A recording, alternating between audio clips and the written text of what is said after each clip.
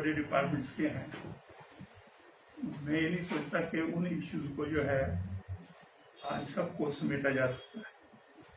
तो मैं कोशिश करूंगा कि विद इन पैरामीटर मैं अपनी बात आप लोगों के सामने रखूं। पहली बात तो ये है कि गर्मियों का सीजन है और इस गर्मियों के सीजन में आज पानी की ज़्यादा ज़रूरत है। हिमाचल प्रदेश के जो IPH मंत्री है, मैं उनका धन्यवाद करना चाहूँगा कि उन्होंने स्पेशल मेंशन किया था विधानसभा में मेरे ही प्रश्न के उत्तर में कि गर्मी आने वाली है, तो इन गर्मियों में लोगों को पानी कैसे मुहैया करवाया जाएगा। तो उन्होंने उत्तर दिया था कि एक तो मैं स्पेशली जो है वो सूखे की स्थिति में हैंड पंप लगाने का मैं जो है वो पैसा दे रहा हूँ। और उसके बाद उन्होंने कई जगह ये भी कहा कि भाई गर्मियों के समय में जहाँ पे सूखा की स्थिति है और ज़्यादा खराब होने की है, तो वहाँ के लिए जो है वो हैंड पंप जो है वो लगाए जाए।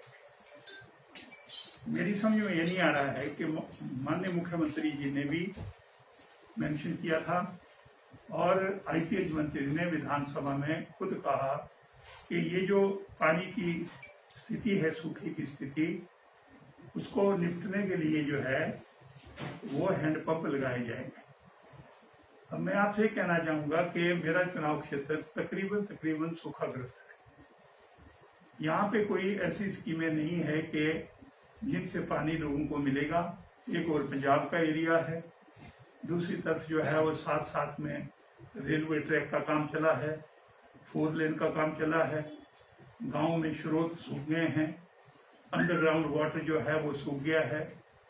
और जहाँ जहाँ पे भी कोई ऐसी जगहें थी जहाँ पे पानी देने की बात इन गर्मियों में, उसमें पानी देने के लिए जो है जो प्रबंध करने का था, आज मुझे ये बता दीजिए कि मैं आज मंत्री जी से भी पूछना चाहता हूँ, गवर्नमेंट से पूछना चाहता हूँ कि अभी तक जो आपके हैंडपंप लगने हैं सूखा की स्थिति को निपटने के लिए, अभी तक तो वो एक भी हैंडपंप हिमाचल प्रदेश में नहीं लगा है।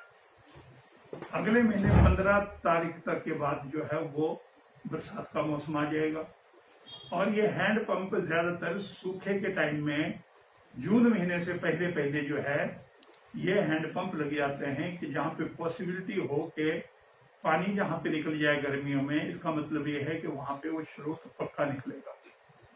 लेकिन आज की तारीख में ना अभी उसके टेंडर हुए। कल मैंने पता किया था ऑफिसर से, तो पता ये लगा कि जी टेंडर करने की तो जो है ना प्रक्रिया अब शुरू खत्म हो गई। अब जो है वो किसको काम देना है अब ये फैसला करना है और टेंडर हमने करवा दिए। लेकिन आप ये बताएं कि आज की तारीख तक ना वो कॉन्ट्रैक्टर फाइनलाइज हुआ, ना वो टेंडर फाइनल हुए। टेंडर पिछले कब किए, जब मैंने टेलीफोन करके पूछा कि भाई ये बताओ कि अब मैं क्या बोलूं लोगों को कि जो मंत्री जी ने कहा विधानसभा में वो उसके लिए पानी जो है वो मुहैया नहीं हो रहा है। तो अब आप बता दें कि अब किस प्रकार से आगे चलेंगे। मैंने उनसे कहा कि पानी लोगों के पास नहीं है, पीने के पानी जो है वो लोगों को गोविंद सागर से सिर पे लाना पड़ रहा है। एक तरफ जो है वो जो हमारा आनंदपुर हाइडल है वहां का रॉ वाटर लोग पी रहे हैं, गंदा पानी पी। सोर्स अगले साल आएगा, नलके अब आएंगे, तो जो जहां जहां पर भी पानी था वहां पे आपने जब 300 नलके 100 की जगह पे लगा दिए, तो जिन नलकों में पहले पानी था वो आज इन गर्मियों में पानी नहीं आ रहा है। लोग फिर नालों में जाके जो है ना वो सूढ़ों में जाके पानी इकट्ठा करना शुरू कर दिया लोगों ने। आज मैं पूछना चाह रहा हूँ हाल क्या है, गवर्नमेंट कर क्या रही है? डिपार्टमेंट में कोई पूछने वाला नहीं है। मेरे तो वहां पे स्वारघाट में वो SDO भेजा जाता है जो रिटायरमेंट पे हो या जिसकी दूसरी जगह शिकायत हो, वो स्वारघाट में आएगा। अब तो चलो चंगर एरिया में दूसरा SDO पर एक देखा जाए तो जो मेरा स्वारघाट सब डिवीजन है उसमें वो SDO आता है जिसके 2-3 महीने रिटायरमेंट के रहे हो। अभी जो आया है मुझे नाम का भी पता नहीं बेचारेगा, लेकिन अगर पता कर लो तो या तो टेलीफोन नहीं उठाता या फिर वो ये बोल देते हैं कि जी वो तो छोटे वाले जो है, नीचे वाले लोग बोलते हैं जी वो तो रिटायरमेंट पे है, वो तो अपना रिटायरमेंट का टाइम काटेगा। तो वो अगर रिटायरमेंट का टाइम काटेगा तो मैं मंत्री जी से पूछना चाहता हूँ, लगाए तो आपने, लगाए तो ईएनसी ने, लगाए तो सेक्रेटरी ने, ये बताओ कि आपने जब वो आदमी लगा दिया, आपने मेरी कॉन्स्टिट्यूंसी, मेरे सब डिवीजन छांट के कर दिया आपने कि वहां पे या तो बीमार आएगा या वहां पे रिटायरमेंट के नजदीक वो आएगा, फिर वो रिटायरमेंट का टाइम काटेगा और उसके बाद लोगों की ऐसी तैसी फेरेगा। एक कहां का न्याय है भाई? आप ले लीजिए स्वार घाट से लेके बाखड़ा तक 4 सर्कल है इसके, जो जेई की जो बीट्स है। स्वार घाट में एक जेई है, 5 साल से बैठा हुआ वो, उसके पास स्वारघाट का काम भी है, उसके पास जो है ना स्वान का एरिया भी है, उसके पास चरवाड़ का एरिया भी है, उसके पास नैनदेवी का एरिया भी है, उसके पास भाखड़े का एरिया भी है।